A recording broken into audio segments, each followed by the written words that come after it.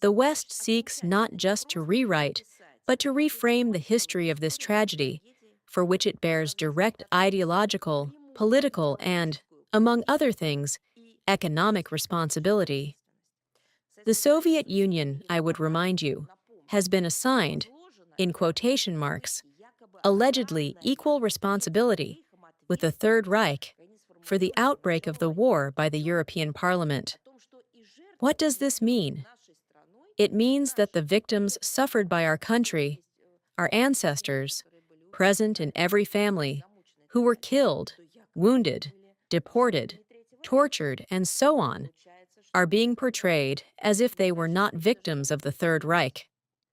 One does not even want to take that thought any further.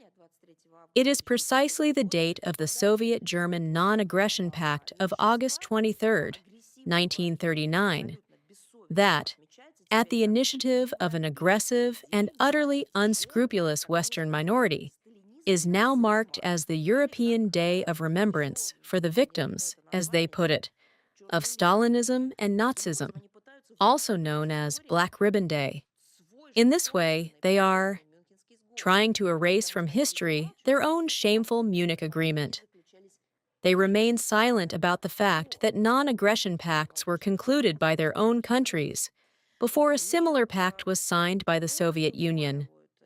They are completely erasing, I stress once again, information about both the Munich Agreement and the series of non-aggression treaties, the foundations of the entire post-war world order, enshrined in the UN Charter, are being undermined. At the same time, for many years, we have observed a disturbing trend. The victims of World War II are being divided into groups, not in order to tell the story of each nation's suffering. It turns out that this is also part of manipulation. It is done so that some groups are highlighted more prominently, while others are simply erased.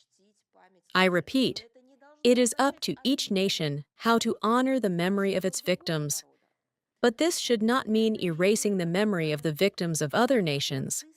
Yet this is precisely what we are seeing. The Nazis, I want to stress again, did not just kill. They deliberately developed policies to exterminate certain groups. These included Jews and Roma, whom they labeled subhuman.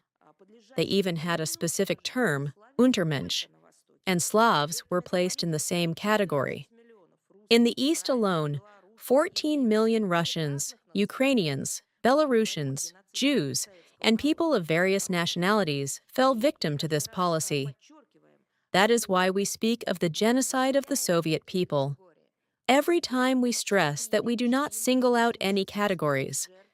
We have always honored, honor, and will continue to honor the victims of all nationalities. We are calling for equal treatment of the victims of the Third Reich.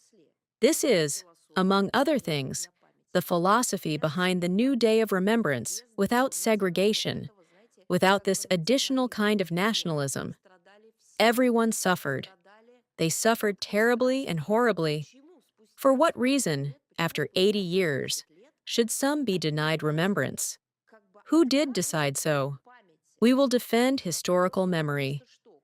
Rewriting history has been declared policy by the authorities of Poland, the Baltic states, and Ukraine, including a campaign against Soviet monuments. Look at what is happening in this area. We speak about it almost every week. Let me cite some figures. In Poland alone, 500 monuments of gratitude to the Red Army have been demolished. 500. Just think about it. In a single country. In Estonia, nearly 200.